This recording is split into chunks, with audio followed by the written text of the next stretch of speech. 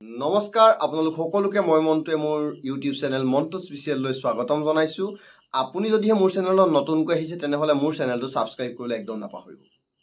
আপোনালোকে ইয়াৰলুং চাংপো বা ইয়াৰলুং ঝাংবুক চিনি পায় নেকি? বা ইয়াৰলুং চাংপো বা ইয়াৰলুং ঝাংবুক আপোনালোকে দেখিছেনে? বা আপোনালোকে কেতিয়াবা ইয়াৰলুং ঝাংবোৰ বিষয়ে শুনিছেনে? ইয়াৰলুং ঝাংবো শব্দটো বহুতেই শুনিছে আৰু ইয়াৰলুং ঝাংবুক বহুতেই চিনি পায়। আচলতে আজি জানো আহক আজিৰ ভিডিঅ'টোত যে ইয়াৰলুং ঝাংবো কি আৰু ইয়াৰলুং ঝাংবো আমাৰ অসমৰ বাবে কি হয়। আহক পলম নকৰি আজিৰ ভিডিঅ'টো আৰম্ভ কৰোঁ। আচলতে ইয়াৰলুং ঝাংবো হৈছে এখন নদী আৰু এই নদীখন কি হয় আপোনালোকে সকলোৱে হয়তো অনুমান কৰিব পাৰিছে। কাৰণ মই আগতে কৈছোঁ যে আপোনালোকে ইয়াৰলুং ঝাংবুক বহুতে চিনি পায়। হয়, ইয়াৰলুং ঝাংবো হৈছে ব্ৰহ্মপুত্ৰ নদী। ব্ৰহ্মপুত্ৰ নদীক যেতিয়া ভূটানৰ পৰা অৰ্থাৎ তিব্বত আৰু ভূটানৰ এই এৰিয়া চোৱাত এই অঞ্চল চোৱাত ইয়াৰলুং ঝাংবো হিচাপে জনা যায়। এতিয়া আপোনালোকে গম পালে যে ইয়াৰলুং ঝাংবো কি হয়। অসমত সোমোৱাৰ আগতে এই ব্ৰহ্মপুত্ৰ নদীয়ে নামচা বাৰুৱা নামৰ এটা শৃংগৰ কাষেৰে ইউ আকৃতিৰ এটা ডাঙৰ ভাঁজ লৈছে।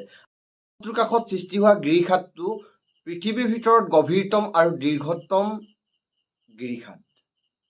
এই গিৰিখাতটো গড় হিচাপে 5 কিলোমিটাৰ গভীৰ আৰু 317 কিলোমিটাৰ দীঘল। আপোনালোকে আজি জানিলে যে আটাইতকৈ দীঘল গিৰিখাতটো কি হয়।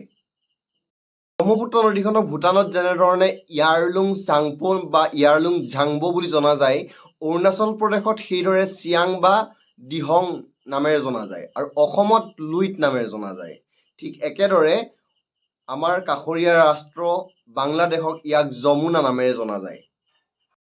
এই ব্ৰহ্মপুত্ৰ নদীখনৰ দিঘ হৈছে ৩,৯৬৯ কিলোমিটাৰ। ই অসমৰ মাজেৰে ২৯০০ কিলোমিটাৰ পাৰ হৈ গৈছে। আপোনালোকক আজি ব্ৰহ্মপুত্ৰৰ বিষয়ে থুলমূলকৈ মই বৰ্ণনা দিলোঁ আৰু যদি আপোনালোকে ভিডিঅ'টো চাই ভাল পালে তেনেহ'লে লাইক, কমেণ্ট আৰু শ্বেয়াৰ কৰিবলৈ একদম নাপাহৰিব। আৰু আপুনি যদি মোৰ চেনেলত নতুনকৈ আহিছে তেনেহ'লে বেল আইকনটো টিপি দিব। তেতিয়া মই দিয়া প্ৰতিটো ভিডিঅ' আপোনালোকে কম সময়ৰ ভিতৰতে লাভ কৰিব। ফেচবুকত যদি চাই আছে তেনেহ'লে মোৰ Facebook page Montu special follow' কৰিবলৈ একদম নাপাহৰিব। ধন্যবাদ।